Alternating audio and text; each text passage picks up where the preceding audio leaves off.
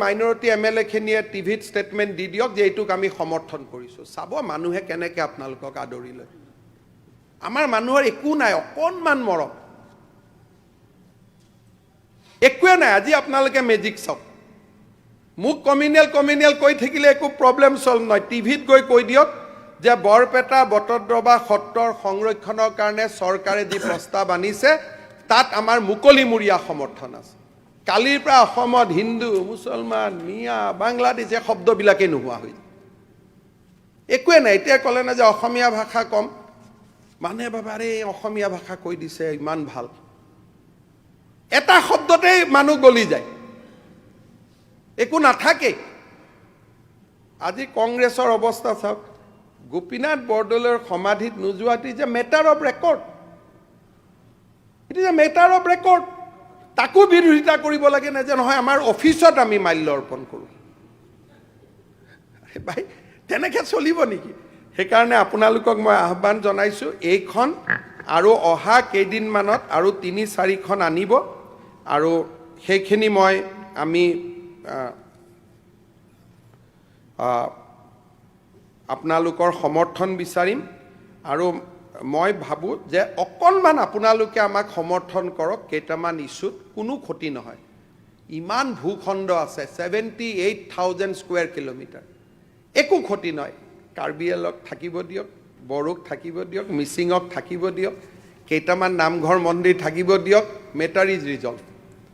এইখিনি কৰি দিয়ক, কোনো কথাই নাই। আৰু আমাৰ ইণ্টেনশ্যনটো ক'তো বেয়া নহয়। আৰু মই আজিও কৈছোঁ যে এতিয়া আপোনালোকে মোক চাব যে ক'তো মই মুছলমান মানুহ এজন দেখিলেও সাৱটি লওঁ, মোৰ কোনো ফিলিঙে নাই। কিন্তু যিখিনি য'ত মই দেখিছোঁ যে এই কথাখিনিয়ে এটা জাতিক নোহোৱা কৰি দিব, তাততো ষ্টেণ্ড দিব লাগিব না।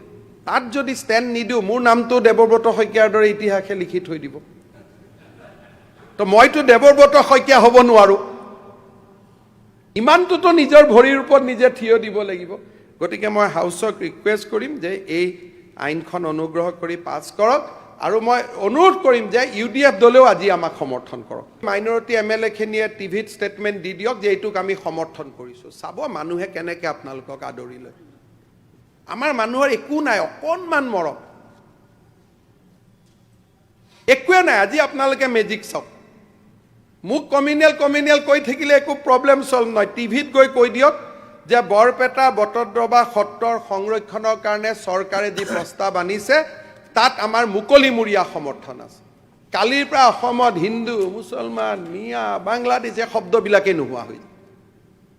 একোৱে নাই। এতিয়া ক'লে না যে অসমীয়া ভাষা কম, মানুহে ভাবে আৰে অসমীয়া ভাষা কৈ দিছে ইমান ভাল। এটা শব্দতেই মানুহ গলি যায়, একো নাথাকে। আজি কংগ্ৰেছৰ অৱস্থা চাওক।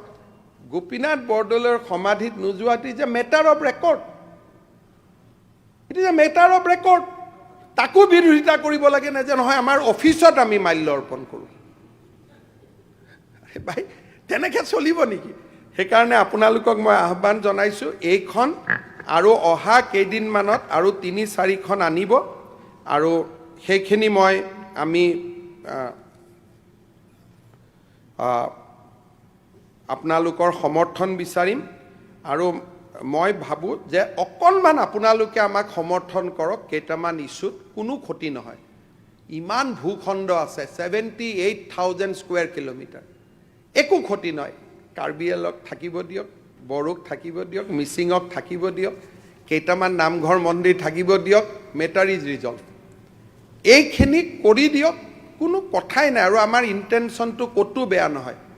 আৰু মই আজিও কৈছোঁ যে এতিয়া আপোনালোকে মোক চাব যে ক'তো মই মুছলমান মানুহ এজন দেখিলেও সাৱটি লওঁ, মোৰ কোনো ফিলিঙে নাই।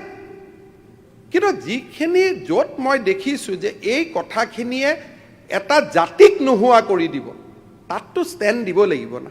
তাত যদি ষ্টেণ্ড নিদিওঁ, মোৰ নামটো দেৱব্ৰত শইকীয়াৰ দৰে ইতিহাসে লিখি থৈ দিব। তো মইতো দেৱব্ৰত শইকীয়া হ'ব নোৱাৰোঁ। ইমানটোতো নিজৰ ভৰিৰ ওপৰত নিজে থিয় দিব লাগিব। গতিকে মই হাউচক ৰিকুৱেষ্ট কৰিম যে এই আইনখন অনুগ্ৰহ কৰি পাছ কৰক, আৰু মই অনুৰোধ কৰিম যে UDF দলেও আজি আমাক সমৰ্থন কৰক।